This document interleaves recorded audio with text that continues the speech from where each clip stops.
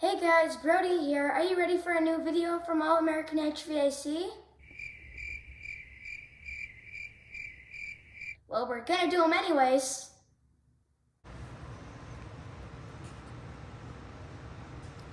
Hey guys, welcome back to another episode. Today's episode is going to be on part 1 of 3 on indoor air quality. So today we're going to just talk about filtration. So what we have as far as filtration is going to be our standard disposable media filter.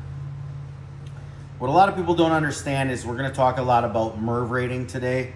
And what Merv is versus what and how it can affect your home. So Merv stands for minimum efficiency reporting value. We have anywhere from Merv 1 all the way over to a Merv 20 filter. So we're going to start with our standard 50 cent to $1 filter, just a standard fiberglass throwaway filter. As you can see, we can see the light right through it. And so not going to be great for picking up particulates, but it's still going to do the job. As you can see here on the bench, right, it's just standard fiberglass. And so I'm using some data off the EPA's website, and that EPA virtually says that filters 1 to 4 microns, or 1 to 4 in the Merv rating, will pick up 3 to 10 microns less than 20%. What a micron is about the equivalent of a pin tip. That's how I like to think about it. So if we're talking about 20 or 10 pin tips, all sized together, anything less than that, this filter is going to catch. Right, so fiberglass, inexpensive, needs to be changed 30 days or less. Then we're gonna go to our 1-inch pleated filter. 1-inch pleated filter is confusing because when we look at it from a Merv standpoint, we have the 1-inch filter, we have the 5-inch filter. Both filters look very identical. Well, that's because in theory they are, right? Merv 10 and a Merv 10. What I tell people, and I recommend to people, don't go higher than a 10 on your Merv rating. A lot of people want to go to Merv 16s. Problem with that is a lot of restriction on the furnace. As that filter starts to get dirty, it raises our static pressure. Static pressure makes our blower motor have to work harder. The harder our blower motor works, the more strain it puts on the whole HVAC system. So, Merv 10, right? Per the EPA, at a Merv 10, we're gonna do 50% collection on particulates down to 3 microns. Well, same thing, right? If we look, we kind of lose the red in the background, but we can still see light through it.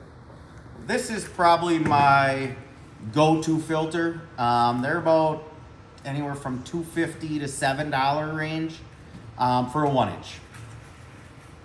Big difference between the 5-inch and the 1-inch is surface area. And that surface area really affects the lengthy time that the filter needs to be changed, right? So with 1-inch deep pleating, we're going to have where it needs to be changed more often. Where on the 5-inch, we have a deeper pleat. That deeper pleat has more collection surface. The more surface, the less it needs to be changed. So, 1-inch filter, 30 days, right? 30 days this filter should be changed. When we go to a 5-inch filter, because we add that extra surface area, we can get away in most homes with 6 months. So twice a year here. Then we're gonna go to my favorite filter, and a lot different than anything we talked about before. Electrostatic. What a lot of people don't understand is a lot of the things that are in their homes are alive, right? Dust mites, danders, bed bugs, you name it, but it can be alive. The electrostatic filter, what I refer to it as, is the unwanted bug zapper. So again, it's not a super restrictive filter, as we can see through it about the same as we can the 1-inch pleated filter. And it accomplishes that via 2 fiberglass pads, one here and one here. But in between those fiberglass pads is our electrostatic grid. What this electrostatic grid is doing is it's using low voltage electricity at 24 volts to charge the air. So it is a ionizer. We make negatively and positively charged ions. Those ions, when negatively and positively charged, come together, making the particulate in your air larger, right? So easy maintenance, right? We take the filter out, we throw it away, we put a new one in here.